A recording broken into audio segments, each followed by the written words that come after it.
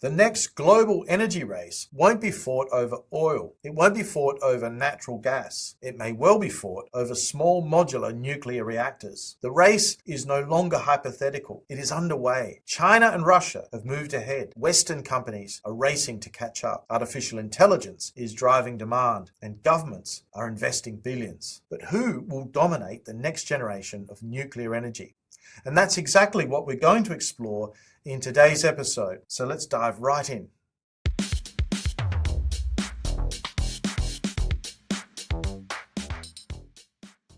Good evening and welcome back to Climate Mundial.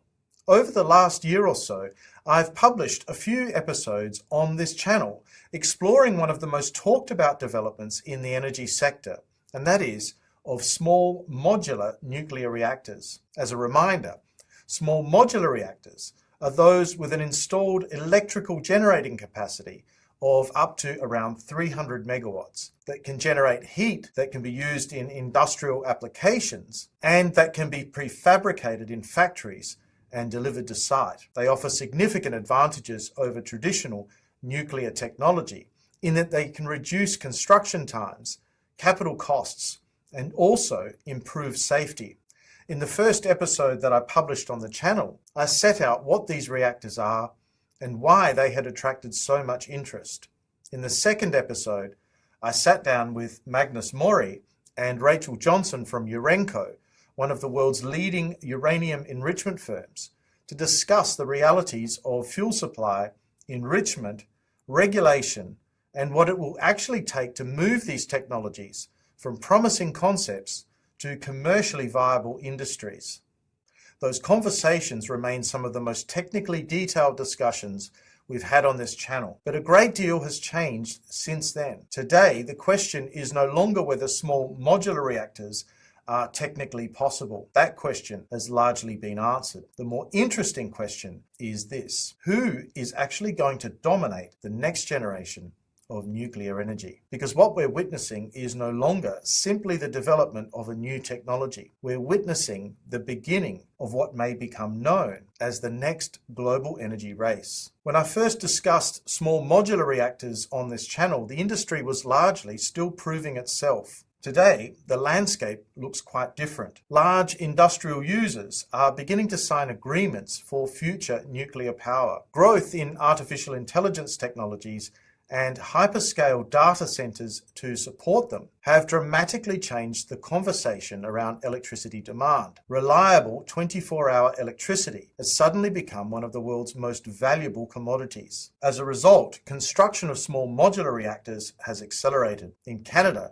Ontario Power Generation has begun construction of the GE Hitachi BWRX 300. In the United States, TerraPower is advancing its natrium reactor in Wyoming. Kairos Power is constructing the Hermes demonstration reactor in Tennessee, while X Energy is partnering with Dow Chemicals to bring advanced nuclear heat to industrial facilities. In the United Kingdom, Rolls-Royce small modular reactors has progressed, while companies like Urenco continue expanding the fuel supply chain that is needed to support future deployment. Governments are investing billions of dollars, and private capital is increasingly flowing into advanced reactor companies. When small modular reactors first entered public discussion, they were often presented primarily as a climate solution, and that largely remains true. Nuclear power produces extremely low operational greenhouse gas emissions, but climate policy is no longer the only driver. Today, we see at least four major forces pushing governments and the private sector towards advanced nuclear technologies. The first is energy security. The second is industrial competitiveness. The third is artificial intelligence and rapidly growing electricity demand for data centers. And the fourth is geopolitics. And it is that final driver that I think is becoming increasingly important. The nuclear fuel chain, including uranium sources, as well as enrichment capability, spreads into countries that are not normally known as energy superpowers. For more than half a century, global energy geopolitics has centered on oil and natural gas, much of it concentrated in the Middle East or West Asia. Uranium is different. Its production and enrichment are spread across very different groups of countries, like Australia, for example, South Africa, Kazakhstan, Niger, Namibia, Canada, Russia and China are all major players. This has the potential to change the strategic landscape considerably. Many people still imagine that the small modular competition is about designing the best reactor. I don't think that's actually what we're seeing though. Instead, countries are competing to build complete nuclear ecosystems. Designing the reactor is only part of the challenge. You also need fuel enrichment, fuel fabrication, regulators, construction capability, trained engineers, manufacturing facilities, financing, long-term maintenance, and also waste management. In other words, nuclear is not simply a technology, it is an industrial ecosystem, and that changes everything. There is, however, one aspect of this discussion that receives remarkably little attention. The countries that currently possess the greatest practical experience in deploying modern small and advanced nuclear reactors are actually China and Russia. That is not a judgment call, but rather an observation of where commercial deployment has progressed most rapidly. China has treated advanced nuclear technology as strategic industry. It has invested not only in reactor designs, but also in manufacturing capability, in fuel supply, in construction expertise, and also integrated supply chains. The Tsinghua University has become the center of excellence. The result is that China has moved from discussing advanced reactors to actually operating them. Russia has followed a different path. Through Rosatom, it has combined decades of nuclear engineering experience with integrated export models that includes reactor technology, fuel supply, financing,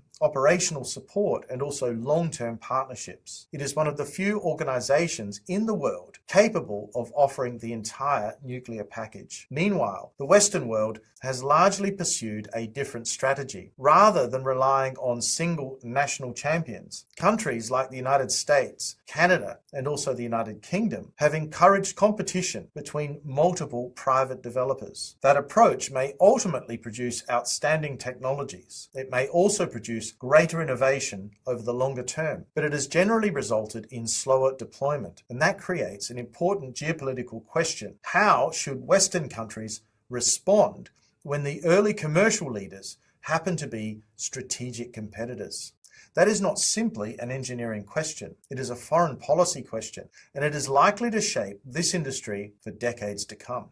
When people hear the phrase technology race, they often imagine two companies trying to invent a better product. This is different. Countries are now competing to become the preferred long-term partner for nuclear development. That means offering not just reactors, but also financing, fuel solutions, construction, training, maintenance, regulation, and long-term operational support. In many respects, the competition resembles what we've already seen in other industries like semiconductors, high-speed rail, and also in aerospace. The winners will not necessarily be those with the most elegant reactor design. They may instead be those capable of delivering complete industrial ecosystems. This matters because decisions being made today will influence global energy systems for decades to come. Countries that establish manufacturing capability first may enjoy substantial economies of scale. Countries that develop robust fuel supply chains may become indispensable suppliers. Countries that succeed in standardizing designs may eventually shape international regulations. And countries that become trusted exporters may secure long-term strategic relationships extending far beyond the electricity sector alone. And this is why I believe we should stop thinking of small modular reactors as simply another energy technology. They are becoming an instrument of industrial strategy and also of geopolitical influence. When I first introduced the topic of small modular nuclear reactors onto this channel, the central question was whether they represented an interesting technological possibility. Today, I think the conversation has really moved on. The technology is maturing. The supply chains are beginning to emerge. Governments are becoming more ambitious. Private industry is becoming more engaged. The race is no longer hypothetical, it's underway. But the outcome of that race is still very much uncertain. Over the next few episodes, We will examine that competition in much greater detail. We will consider why China and Russia currently enjoy significant advantages. We will also ask whether Western countries can catch up and what will be required to do so. We will examine the economics of advanced nuclear technologies. And finally, we will consider what all of this means for countries like Australia that are still debating whether they should participate at all. Because the most interesting question is no longer whether small modular nuclear reactors are possible at all. It is who will shape the future of the industry and what that will mean for the global balance of economic and geopolitical power. If you've enjoyed today's episode, please do click like. If you haven't already done so, I'd be delighted if you'd subscribe to the channel. As always, I'd love to hear your thoughts in the comments section below. Thank you very much for your attention, and I look forward to seeing you again soon on the next episode of Climate Mundial. Bye for now.